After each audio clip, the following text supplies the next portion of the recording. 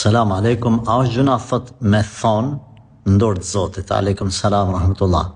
Si shprehje është e lejuar kjo gjë. E kanë përmend e zakonisht në popullin tonë, gjeneratat e vjetra, kur kanë dashur është si sinonim kur njerëzit dojnë me lënë disa çështje në dorë të Allahu xhaleshanu, në kaderën e Zotit, në fuqinë e Allahut, në ndihmën e Allahut, edhe me tregu se na jemi drejtuar te Allahu, jemi mbështet Zotit, ose kur është nis dikush për një udhëtim, ka pas rreziqe e tjerë kanë thonë në dorë të Zotit o birë, kur ka udhëtu dikush prej fëmijëve të vet, ose kanë pas një punë të telashe, kanë thonë Allahin e nimoft në dorë të Allahit. Kjo është shaje besimit edhe gjithmonë e kam vlerësuar, kam admiru këtë shprehje kur e ndëgjojsha nga të vjetrit, sidomos nga gjyshja ime rahmetullahi aleja, kur sa ardhishme prej shtëpisë na thoi ke në dorë të Zotit.